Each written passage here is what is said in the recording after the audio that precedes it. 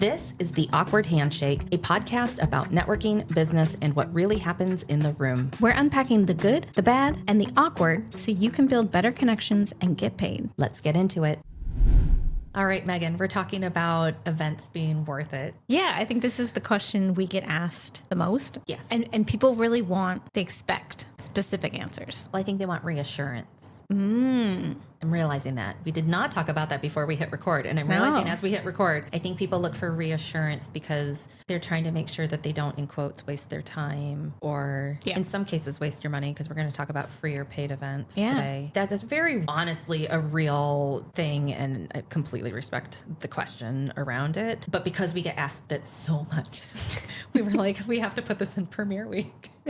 So that we don't have to make people wait before we talk about it. Yes.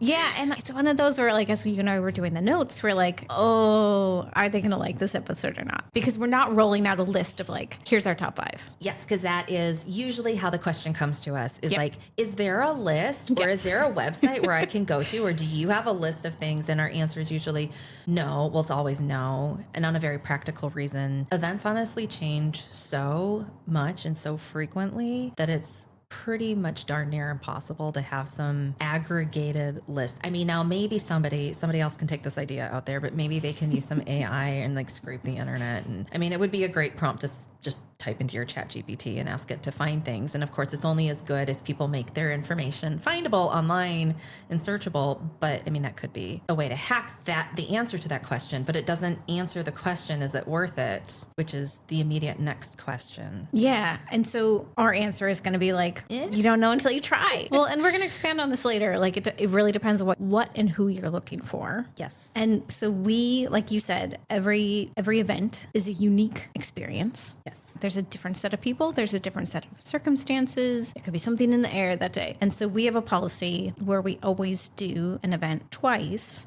before we say, yes, this gets to stay, or no, this is off the list. It's not worth it for us. And I think it's important to explain why it's 2 times. And sometimes it's more than twice, but especially if the first time you go, you're like, oh, kind of barf. I don't know. We might not go back to it immediately right away. Right. But you never know. Like it could be maybe I myself am in a funk that day, or I'm coming off a high of like a really great event. And it's honestly a little unfair to compare the next one to it, but you kind of can't help doing it. Or it could be that the combination of people in the room on that particular event, because of that month or the season or whatever, was maybe not the best example of them or the best showing of them. And like, or the events that move around from place to place, it's like the venue just really truly sucked. Like it's just so loud that it turns out nobody had a good time.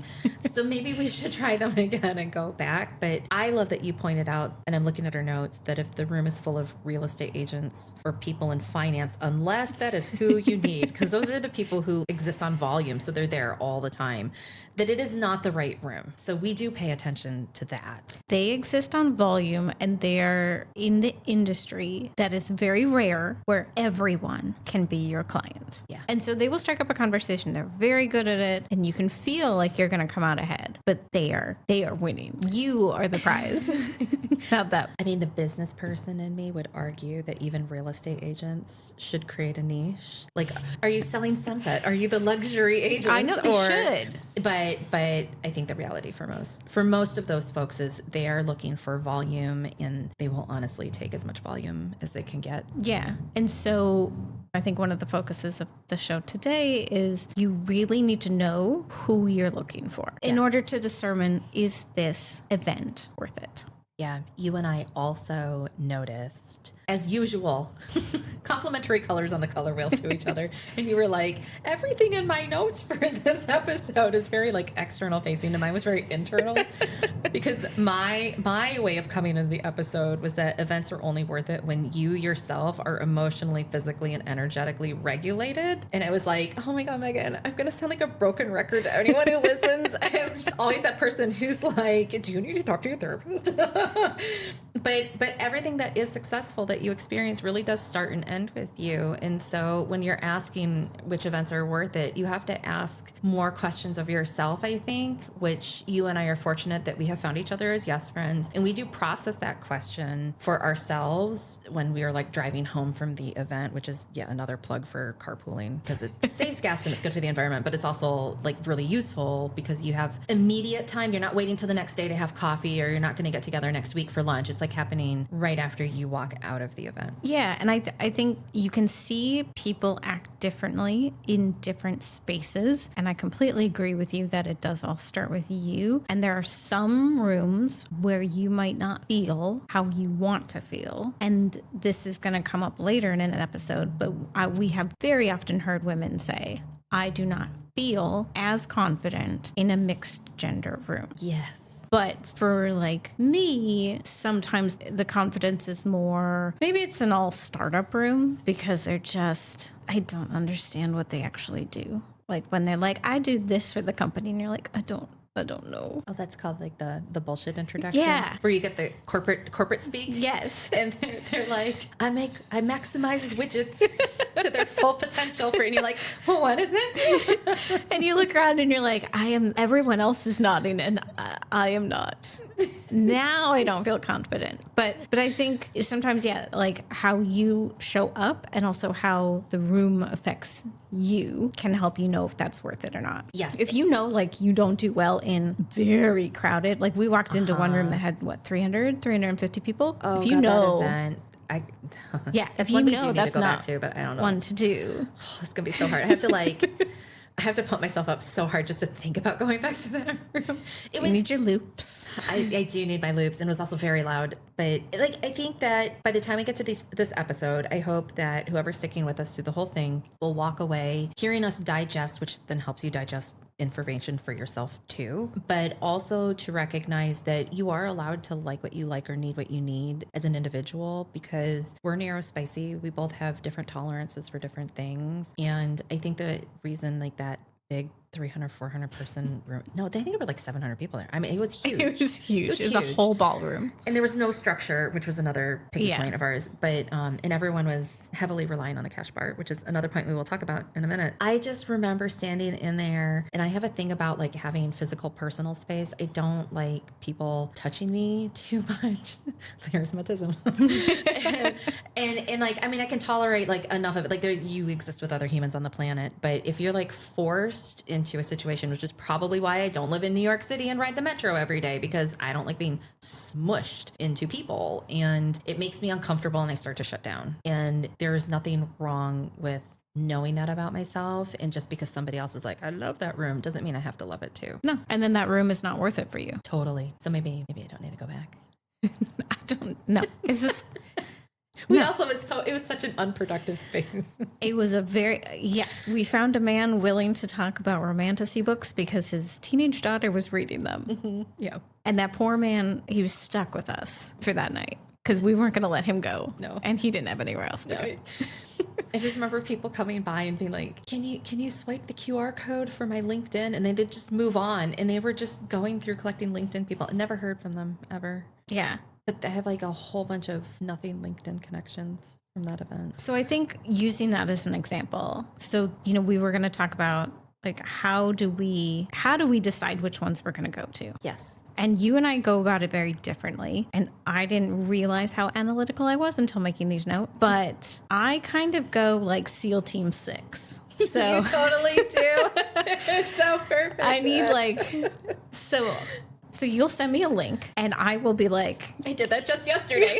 You did. And I immediately opened it. I will dig into either the person or the organization that's holding it. I want to know, who are they? Do I have any connection to them? Who are the people that comment on their posts? And like, I will dig into what they do. I will look at is there banter between the organizer and the people commenting? Or is this like, hands off? Like, we just posted, but we don't like interact with the peasantry. Are there photos of past events? How many times have they held it? How often do they hold it? Are there photos? Because I'm like zooming into the photos and I'm like, okay, is this like middle school dance? Or is this, people look pretty relaxed. You know, what, you're laughing. I'd be like, what outfits? Laugh out loud on the microphone. What outfits are they wearing, right? Like, how classy is this? Or how queer is this? Mm-hmm. You know, like, there's so much information that I try to glean. And the reason is I know who I want to meet, and I start to figure out where will they be, and would they come to one of these? Oh, that's so good. I think it's so interesting that what you are describing, what I am hearing as I like listen to you for the first time to really break it down, is that you're looking for confirmation details, specific details that are not expressly written out in, say, copy on a sales page or copy on an events info page that's trying to say like sign up, RSVP, or buy a ticket. But you're looking for corroborating evidence that supports that what they claim that the event will give you is in fact going to be true, which helps you start digging into, will this event be worth it? Yes, because let's be honest, and we will have event organizers on this podcast later. Yeah. But we've been to a lot where they just made an event. There is no purpose. There's no, like, they don't have a specific audience in mind. You laughed when I told you that the middleman that I had to get my insurance from holds these gatherings. And he said, if you haven't attended one, tell me why. And I said, well, I don't know who I'm going to meet. And he's like, well, it's people that I know. And I'm like, great, Corey, I don't know you. And he's like, well, maybe you're not adventurous enough to come out. I'm like, it's not worth my time, Corey. The example he gave me was, well, so-and-so came and they made friends with my real estate agent friend. I'm like, everyone will make friends with your real estate agent friend. It's his job.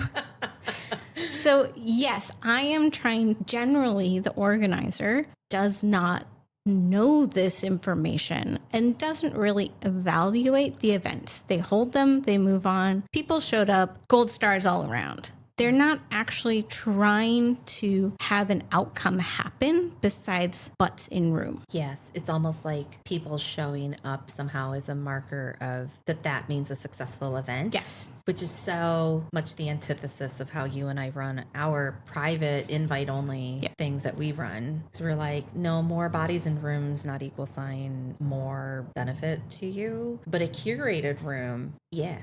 I love how analytical you are. Because if I'm going to get out of the house, it's going to be worth it. I'm realizing in this moment how absolutely chaotic I am. I'm like Desperate Housewives. I'm like, who's going to be there? What event is it? What are they doing? Well, like it's part of what I have always done, but it's now part of my job, right? Is to build these personas of people's like customer base. Yes. And so I have personas of my clients and collaborators and things like that. And so it's me being able to say, okay, I want to meet Susie, who is, a videographer. Is my videographer who's got 2 dogs, lives in Central Portland, is she going to be at this thing? Yes or no? And if the answer is no, she is not coming out to a startup event in the farthest reach of Vancouver. Mm-hmm, mm-hmm. Well, technically, if none of the people I want to meet are going to be there, honestly, if it weren't for you, I wouldn't be going. But for the last year, we were like, let's just go to everything. There's some things you definitely don't go to a cheese festival if, that all of your people are vegan. Girl, we are going to the cheese festival. I mean, I know you can't have it, but I'll have yours. That's fine. And then we'll have a great time.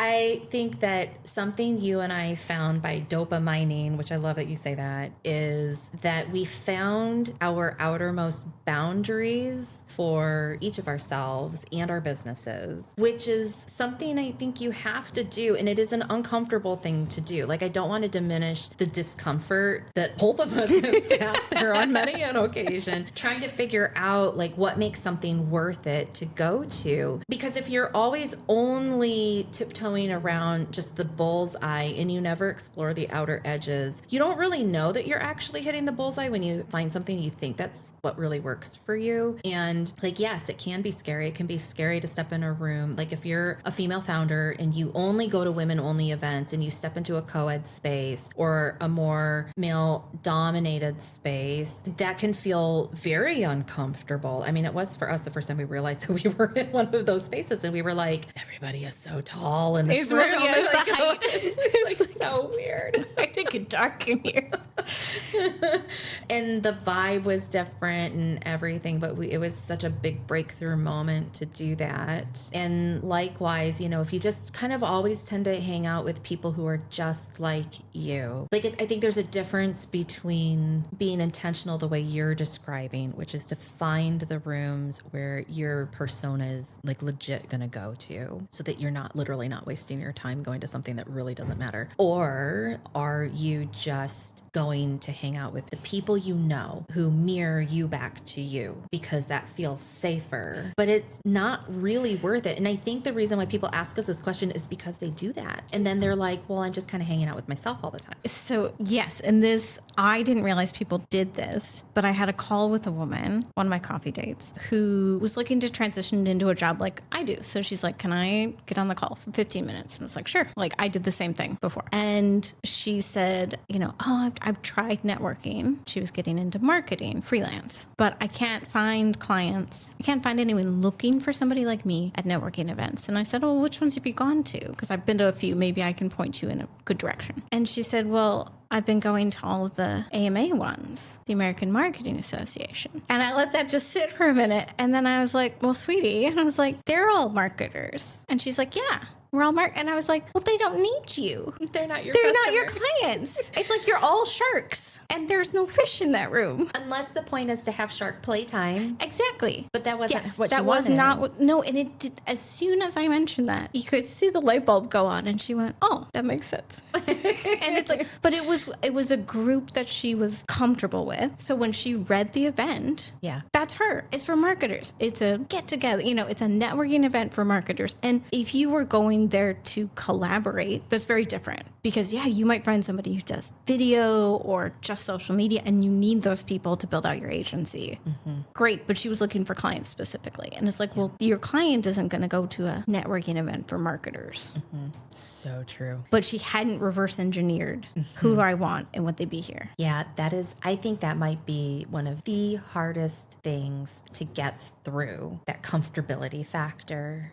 Because anytime you are stretching to reach whatever goal you have for your business, you are going to, by default, have to become a little bit uncomfortable, probably a lot uncomfortable. But I love that story. I remember when you told me that happened. And I was like, I'm so glad she talked to you because you probably at least planted a seed for her that has her thinking more smartly moving forward about where she chooses to spend her time and her dollars and her energy and who gets her attention. But yeah, I think like, I mean, we'll continue to talk about this all season long, but the notion of like, is this social time for you? In which case hanging out in that room would be great. It would fill your cup. You would get those interactions. You'd be able to like, oh, I can decompress and just like trade marketing stories with people and like have a good time. And like, yay, that's always really great. But if you're like, I'm in a season of, I need to find clients, which is what we're sort of focusing on at the beginning of this season, because that's usually what people are asking us these questions for, because they're looking for people who will pay them, and that doesn't have to be everything in your networking activities, but it's a big part of it. And you know, the same person, same room thing. You and I've noticed when we've gone to those, we're like, yeah, I don't even walk out with like good collaboration leads. It's kind of disappointing. Correct. No, and we can sense it. Yeah, you can smell it when you walk in the door. You can smell it when you walk, because everyone knows everyone. Mm-hmm. And all the conversations are, I call them weather level. Oh, that's interesting. You think weather level? Because I think it's like peacocking. Everyone's like, look what I did. Look what I did. Like you're trying to impress, you know, like, because let's say it's the room full of marketers, they're probably the only group of people who are going to understand if you rattle off a bunch of metrics or whatever, like the significance of that. Like if you walk into a room of real estate agents, they might be like, oh, it sounds like you really know what you're talking about, but that's not going to mean as much. And so kind of like that giant event, it was just all, so it was supposed to be for startups and founders. And it was so much peacocking and posturing and sort of like, you know, my horse is bigger than your horse kind of conversations. And I just remember thinking, not a one is picking up any like really great connections in this room right now, because there's so much competing with each other. Yep. But the Desperate Housewives in me loves it. I'm not gonna lie. I should probably go just sat in the corner, watch people. That's what I should do next time. I'm just gonna sit in the corner and watch everyone. Can't help it. Maybe it's the more female-oriented rooms where it's that weather level, where everyone knows everyone. Oh, I won't name the think about organization, but at that one, they're like, "How are the kids?" And oh, I heard about your husband doing this, and it's been so long. Very personal catch-ups, isn't It's it? very yeah, but it's surface level. Uh-huh. Like I don't want to go too deep, and there was one we went to, and nobody talked business. Oh, that was so weird. It was, because then we would come out of the gate. It was a business. It was billed as a business. It was billed as a business. In our defense, we did not crash. No, we did not crash like a social event and turn it into a business event. It was billed as business networking, and we showed up, and nobody was talking about business. But then they would ask you, "Oh, who are you?" Because they don't know us. Yeah. And we would talk about our businesses, and they looked at us like each of us had 3 heads, and it was the weirdest feeling. And then we would be like, "What do you do?" Because I don't know who you are. And then it would be like, "Oh, I guess I'll tell you, because you don't know that I live on the street and have 2 kids who go to this school." And because they all know each other. Yes. It was a lot of people who just like see each other all the time. I'm sorry, I can't stop thinking about the huge startup founder event. Yeah. Because well, I know you wanted to talk about cash bars. Yeah. Because that one had that. It's on our notes next, and like it's such a point for me, because That was early when we were starting to do this. Yes, And we had it was. other people who wanted to come along and let's make this a girls' night kind of thing. And we did, and we went and like whatever, but everyone was clinging to their plastic cups of sponsored beverage. Yep. They had beer sponsors and wine sponsors, and I think there were some mixed drink, like liquor sponsors and stuff, which is fine. I'm not knocking happy hour events or anything, but when I see events where people are so dependent on, I've got to stop at the cash bar or the open bar first to get my drink before I can legitimately engage, I'm always like,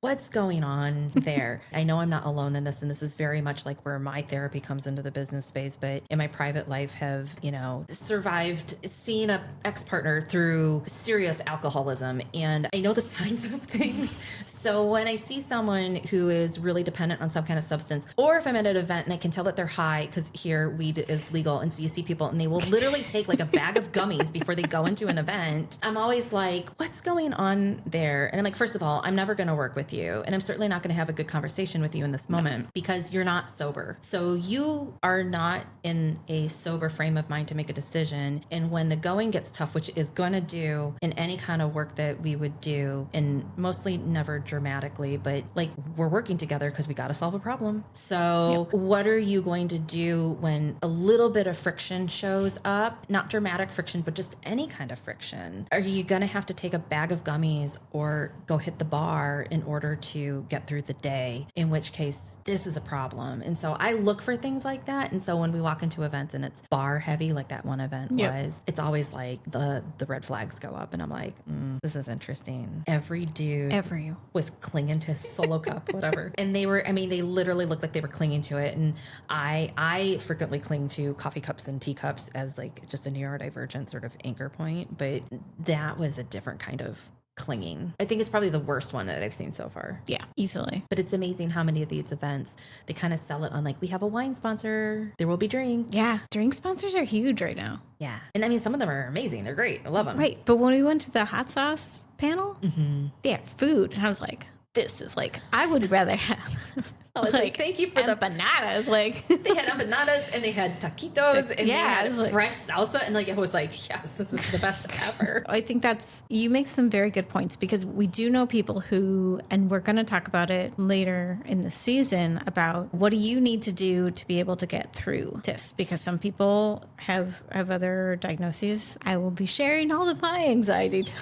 tips and tricks that you wildly humorous. I think your points are accurate about like, could you be trusted in a business situation, or are you in the right space to be trying to make business deals, like from both ends, like the person you're talking to, but also you yourself? Yeah, it's less the notion of on a personal level, like we all need whatever it is we need to help us grow and help our mental health and whatever. And we're going to talk about mental health topics through the month of May too, because it is really important. When you're showing up for your clients or your customers, if they meet you in one state, and then you're completely different at a different point and you're wondering like, why am I not having any continuity? Like maybe you do set up coffee chats, but you were really tipsy, and when you're tipsy, you are full of charisma and you are the flirt queen, and everybody thinks that they are $1 million around you, but then they get on that call with you or meet you for coffee a week later and you're not in that state and you're honestly like in need of working on your social skills.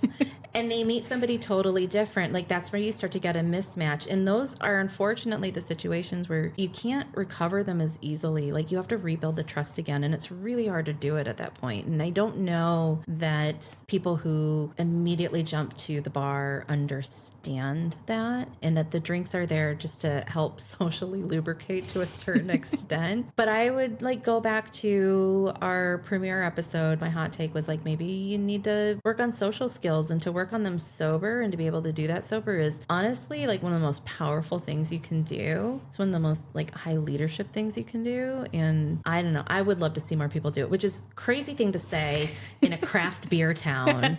Well, here's my hot take, because as you were talking about, the question is, why is it even there? Yes. And does it make the event worth it? Right? No, doesn't matter to me. Yeah. Ooh, you have it. But I think I used to watch this show called The Supersizers. It was two comedians in England, and they would go do they would go back to different eras, and they would eat and drink all the food of that time. And then they would have like doctor checkups, like Supersize Me.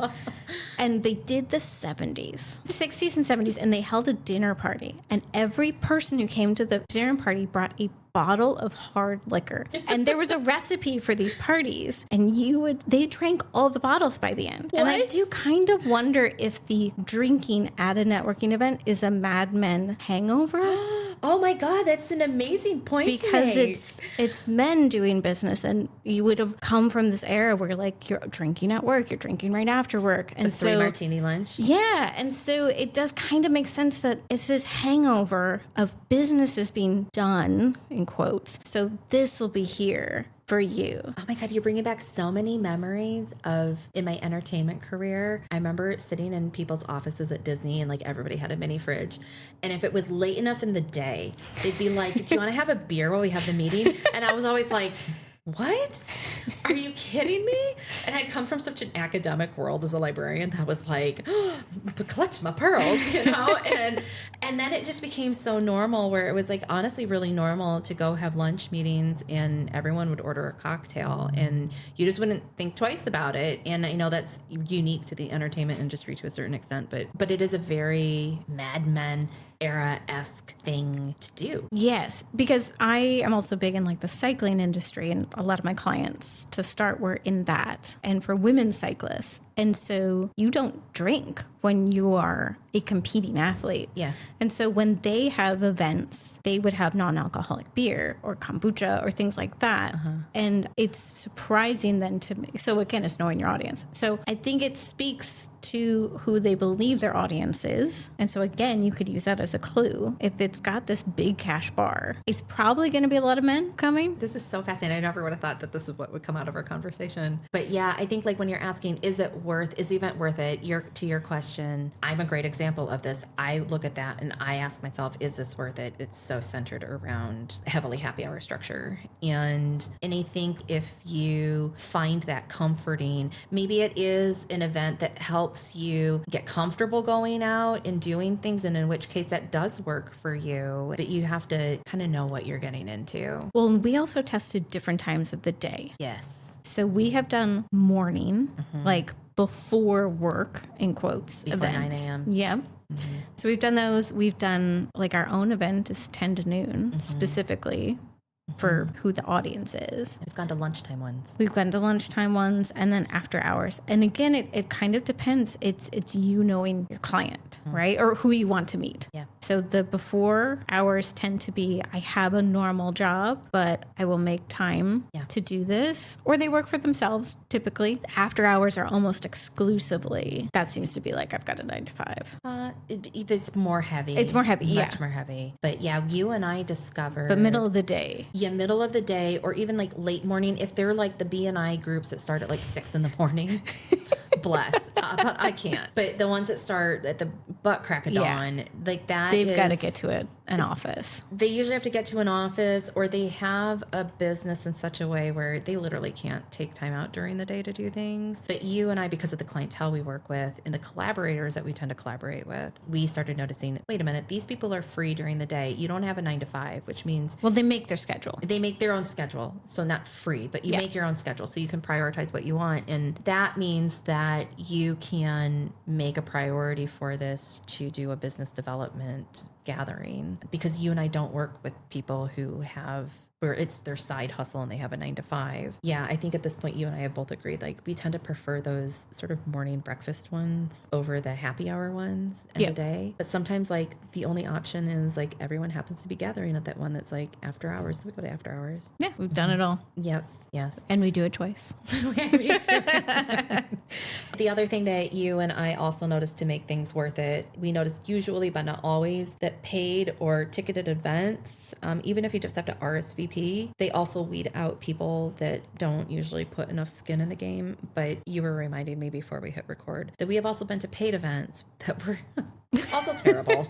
So, you know, just because it's paid doesn't necessarily mean it's better. No. But it does typically weed out the large volume industries like insurance sales, finance, investor things, and real estate agents. Not always. But usually. And that's just because you and I really don't work with them. You know, there's people who do, so not knocking it. But then you would know, I should go to, like, good for you. You're going to hit up all the free events. It's not going to cost you hardly anything. Yes. And if there's food, they will be there. Yes, food will always bring people there. Food and drink. Yeah. I mean, we offer food and drink, but it's coffee and pastry. Maybe I should be putting out a bottle of Jameson next to the coffee or Bailey's or something. Yeah, we also talked a bit about co-ed rooms. I'm with you. I personally don't find women-only events to be as useful. A lot of times because they get stuck in sisterhood and vibes, and the people I work with tend to invest higher ticket amounts of money. It's usually not in the hobby space, not knocking hobby businesses, because I used to have quite a few in my old mastermind, and these women made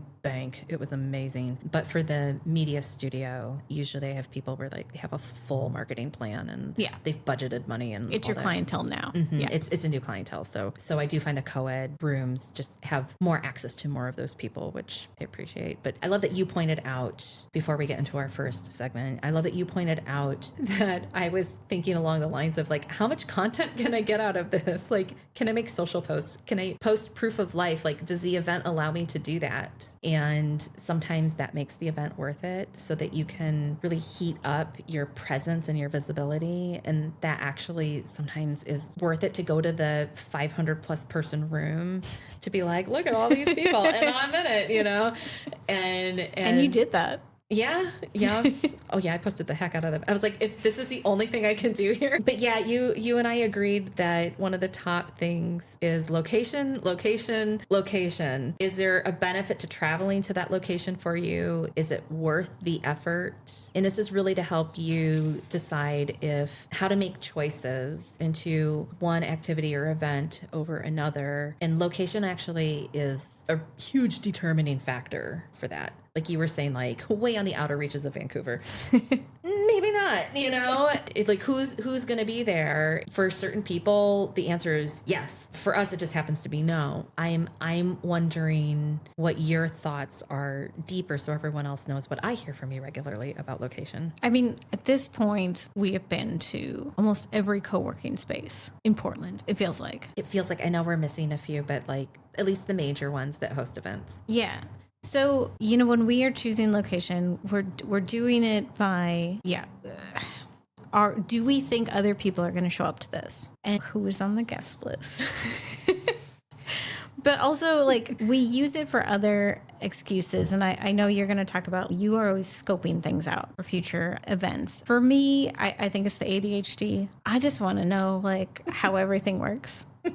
And like it's another place to cross off the map. We've been to so many coffee shops that I've never been to. We've done some restaurants. I've been in like the headquarters of Rumple. We were in Hot Mama's Salsa's kitchen. That was so cool. Like I think if you can go about some of it with curiosity, you get access to places sometimes that nobody else is getting access to. Or even access to it at like odd hours. Yeah. Because this is where you and I totally match on location. We're nosy and we're curious. And it's just who we are. It's probably why we're friends. Yeah. But like we have done with the e-commerce group here, which we do love going to, their coffee mornings. Like the next one coming up this January is at Flock again. Yep. In the ground floor of the Ritz-Carlton in downtown Portland. To the public, Flock does not open until 11 a.m. And we're in there at like, 8:30 in the morning. And one of the investors hosts the space. The restaurant stalls that are in there usually have staff that are showing up and they're starting to like prepare for the day. But you're there before hours. And it's really cool to be in a space that's like off hour. At least it is for me. Yeah. I love it. And kind of like when Wonder Love hosts some of their breakfasts. And so that's a beautiful event space down in the warehouse district. And we've run all over Wonder Love completely uncrowded. They have been there when it is in normal operating hours and like that place is busy. But when it's just the coffee stuff, like we have gotten so much good like B-roll content and whatnot because we can. At least for me, because, you know, I've been looking for event venues for all kinds of stuff for the coming year. It's been fun to go in there and, you know, get a chance to exist in the space and feel it and think, what could happen in here? What could I do in here? Get to meet the owners or the investors or whoever runs the place. I think that's probably one of the coolest things about location. Yeah. Well, and it gives you a total leg up when you contact them again. Yes. To be like, oh, we already chatted. Yes. You already showed me around. Yes. I was the one who thanked you for. You always go and thank the host. And so they remember that. The good little Asian girl in me is like, where's the host? But it does pay off. And it's amazing how many people don't talk to the host. Yeah. Because they see them as a not client. No, but that actually makes the location worth it. Okay, middle of last year, I co-hosted this event. The behind the scenes was absolutely chaotic, a mess. But on the front end, everyone had an amazing time. Yes. And we did a happy hour after the event was done. And considerably less people traveled to the happy hour location, but we did it at Wonder Love. And it was all because we had gone to these coffees and I got to know one of the co-owners. And I shot him an email, sent it out, and was like, hey, I've got this group coming. Like, what do we need to do? And he's like, do you want me just to like put out a reserve sign on the top? Or like, it was so easy. Yep. And then he gave me the heads up and was like, you know, we have this group coming at this time. So as long as you like grab your spot by whatever time, like you'll be fine. And that was fantastic. And I don't know that people always think about that when they're thinking about their networking events, that what you get out of it is like direct access to resources that you can't get any other way. No, and I'm always like Pokemon, right? You gotta like collect them all. And so you're like, in addition to all the people that I meet where I'm like, oh, now I have an accountant and a fundraising strategist and this. You're kind of also like, I now know a coffee place that I could meet people because I really liked it. Or oh, I know this co-working space and I really liked that room. And so when I hold a workshop, I might want to do it at this co-working space. And I chatted with the person and was able to like learn a little bit more. I'm really curious on your take, because we're talking about a lot of physical events, but just because we do physical events doesn't mean we don't do virtual ones. And when we tallied up our numbers for our first episode, you and I both had a fair amount of virtual events that we went to. And so like, I'm going to count Zoom rooms as a location. It counts. And I'm wondering what your take is on, does it make an event worth it because it's on Zoom and you can just sort of like roll into the computer screen, pants optional, like please wear pants, but like what's your feeling on it? Because I know mine has shifted over time. So I think I had like probably 10 last year that I rolled into. In those circumstances, it all comes down to the moderator. And I would say that just like with physical location hosts, most do not know how to moderate a room in a way that makes people feel seen and supported and engaged and actually get stuff out of it. I even attended a really big like Christmas party one, and the point was not to talk business, but also like you would get into some breakout rooms and you would be like, I mean, I honestly sometimes pretended a FedEx man had come so I could just like leave. Oh my God, you did not. Yeah, I did. I would be like, oh no, I have to go to the door. And then I would like mute and then exit. Diabolical. That's diabolical. Why haven't I thought of doing it? Because it's just like you would suddenly find yourself in this room and, you know, like in real life, you can be like, oh, I see Judy. I got to go talk to Judy. You know, you can leave. The Zoom rooms are harder to leave. But like to me, I haven't found somebody who, like, again, I think they just wanted pictures on the screen.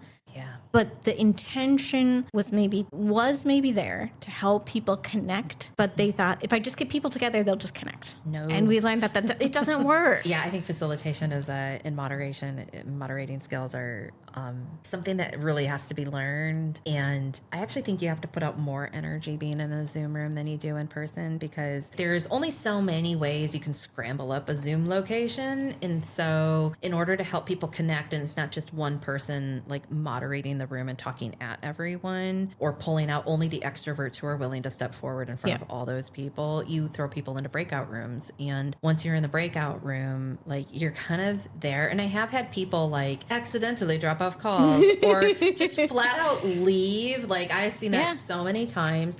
Or as soon as they say Zoom breakouts, like half the room leaves. That happened with one of my year-end events that, you know, I went to. It was kind of a hybrid room. It was a sales event because she was trying to sell memberships for the coming year, but she ran a live networking on top of it so you could get a feel for doing that in her membership because it was a referral community. The first part was her explaining things and welcoming people, which was very useful. And then she had some of her like flashier big name people who are in her community come on and talk about what they had been doing through the referrals. And then it was time for the breakout rooms. And as soon as she said, "Are we ready?" you saw like the names just mass exodus out of the room. And it was so dramatic that she was like, okay, hold on a minute, because her assistant helping her had to literally regenerate the breakout rooms. And if you've ever done this, which I have, if it happens to that degree and everyone's already set up to go into the breakout room, and then you end up with this like weird amalgamation of like one person in a room. Yep. So she had to regenerate all the rooms, which is not hard, but it does take a moment. And I knew as somebody who has facilitated, I was like, well, this is not good. This is not good.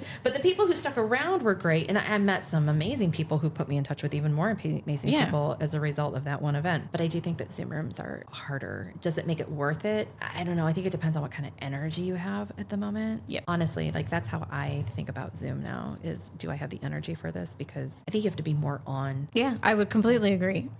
I have also stepped into the power that I don't have to stay the whole time, which is very hard to do. Yeah. I used to just be like, I'm here. We are stuck. We are prisoners until the end. And, you know, if you do the FedEx, oh no. And then I would hop into another room because I don't owe them anything. I was not going to get anything. And I don't mean it to be transactional, but it's like, I'm not getting anything out of this room. I'm going to take my agency and go to another breakout room and try there because that was allowed in this instance. But I think so many of them, once the moderator is gone and it's almost like just the kids, especially sometimes the prompt goes away and then you're all just like, hi, who wants to start? That's why you always have to give people a rule. There's really simple things. Whoever has the shortest hair is going to go first. Here you go. You know, usually gets people to kind of chuckle. And yes. It saves you at least 30 seconds of. Well, like you've got to give people rules and some guidelines. Otherwise they're like, I don't know what I'm supposed to do. And it's just easier in an in-person event to negotiate those between you directly without needing a moderator to do it. Yeah. And I think that's why Zoom has actually gotten, I think, harder. I think too, when it's a physical place, put the outfit on. Yes. To go. I mean, I can have it at the top at home, but I'm still in my setting. Yes. but like have to go out. Yes. I've known somebody for quite some time, and during COVID, you know how everybody was home. There was one time she told this group that we all used to meet regularly, Peer Mastermind. And she said that she would get fully dressed, and she always like wore a business suit. And she even put on the heels and everything to sit at her desk. We were all like, what? Because here I was literally sitting in pajama pants. Like, this is the best day of my life. I wore pajama pants. I was like, business on top, party on the bottom. And she was like, no, her frame of mind does not get where it needs to be unless she puts on the full outfit. Yep. And I loved that because like you do feel different when you put yourself together. You show up differently. Yeah. Well, our next one is the free versus paid, to touch on that again. I know we talked about it quite a bit already, but is there anything else that you would add to noticing differences between free events versus paid events? Like, is it worth the cost? Because you and I both know that money is very emotional. Paying for things brings up a lot of feelings. And especially if you are still in this space of, well, I don't know if it's worth it. And you don't really know how to measure that for yourself yet. Like, I know you feel Portland and Vancouver is a little bit of an oddball. It might be. I haven't really networked before when I was in the Bay. Like, I didn't really have to network in the same way. No. I mean, I'd be at a craft fair and somebody who worked for Google would come up and be like, I want you to come to the office. I have a project. Charmed life. I know. That doesn't happen here.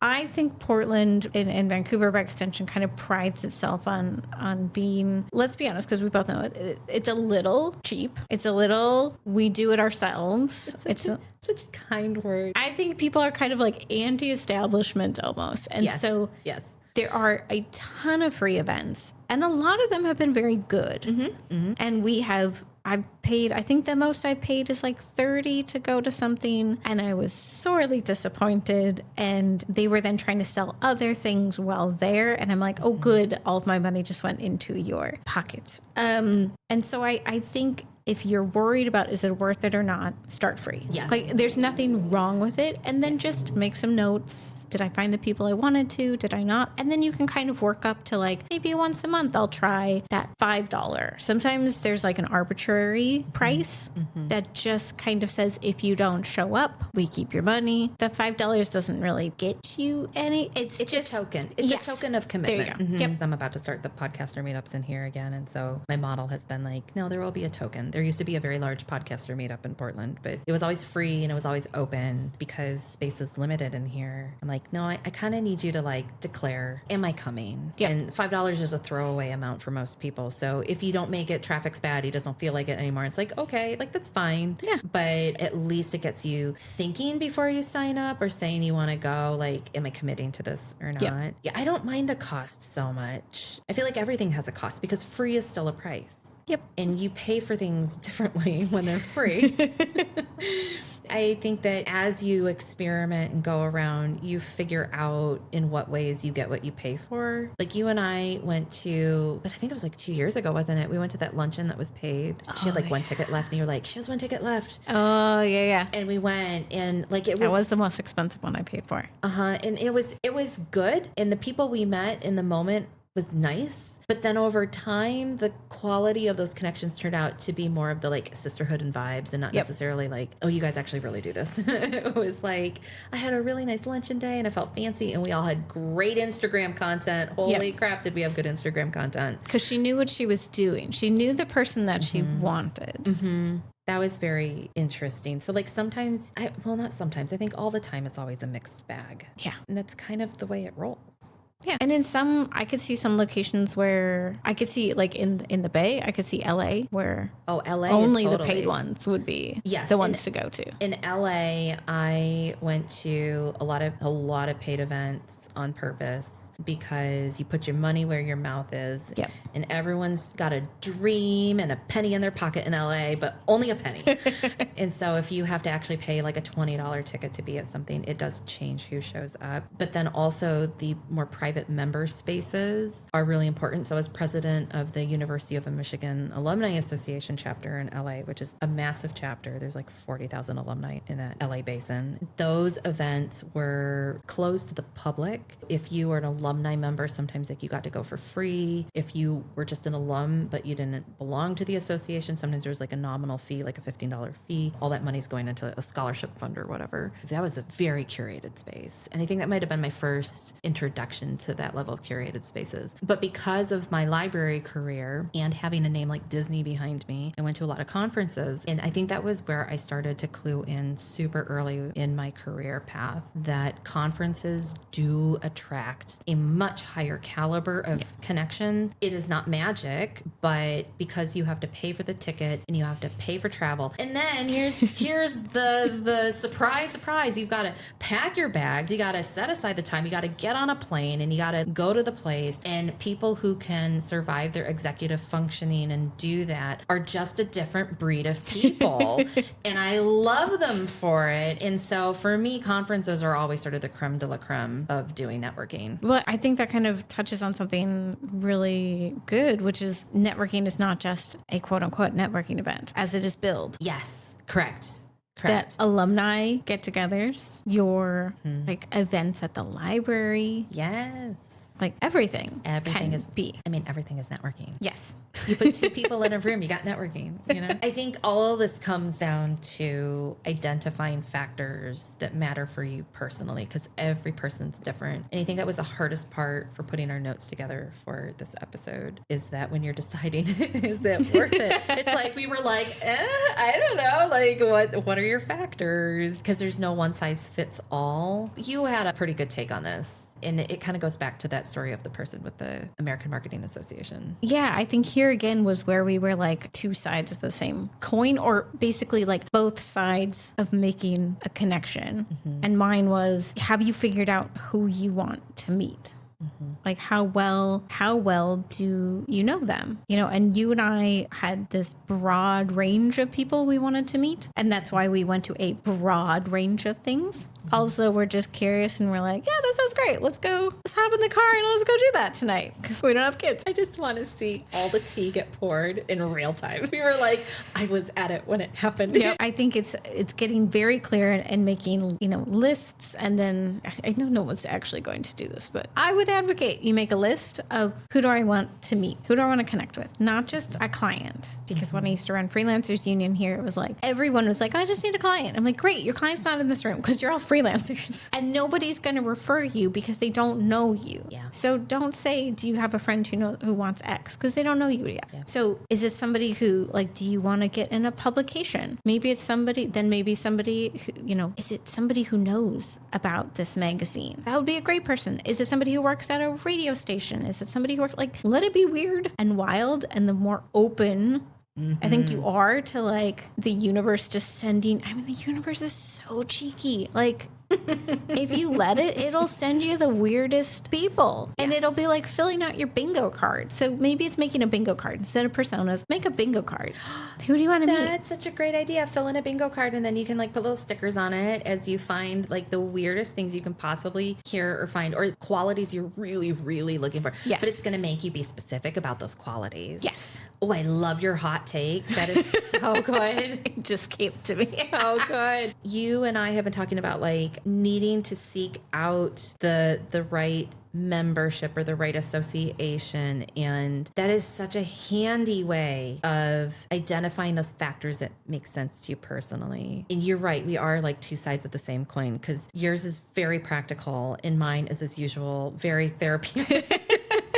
Because I'm like, how well do you know yourself? I feel like on the other side of connection is figuring out who you would introduce yourself to, and that naturally leads you to think about what matters to you. We're going to have Nedra on here pretty soon, who leads a group called Quiet Networking, and it's specifically for introverts. And it's being really honest about who you are and not pretending that you're something that you're not. And learning to give yourself permission to be that helps you find the right rooms to be in. Like, if you are struggling to find a way to relate to people, comfortable in a way that feels good to you, but is still also socially acceptable and allows the other person to also participate in the interaction with you. Maybe it's something you work on with your therapist, or if you're having these executive functioning problems and you're like, you can't manage your schedule or your time or how to get across town. It's like, maybe you need to work with your ADHD specialist and figure that out, you know? But like, if you don't figure those things out in this context, how the hell are you going to do it with a paying client? Which is why when we hear that question, like, is it worth it for me to go because somebody's looking for paying clients? Now I just want to dig down and find out, what do you need to work on?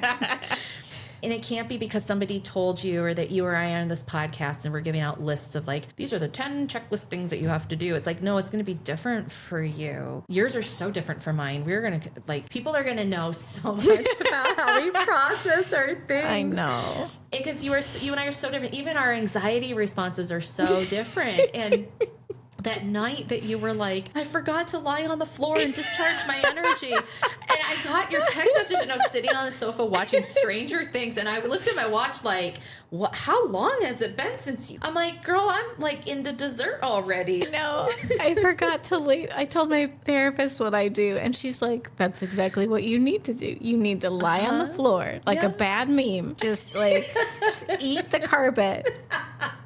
And then like just complain about everything. And then you got to get up and you have to have like a 5-minute dance party as energetically as possible. And then you will actually like go to bed that night. That is so funny. I need to hydrate. And then I need to make sure I have nourished myself because I will forget to eat. And if I didn't eat before I went out, which frequently happens, I need to make sure I eat when I go home. And then I need to do like my self-care routines, like all of my like face oils and wash my hair and like, you know, and just rhythmic routines that help me start to wind down. The cats usually need attention because they're adorable. You've been gone. I've been gone for 2 hours. Dare How you. dare me?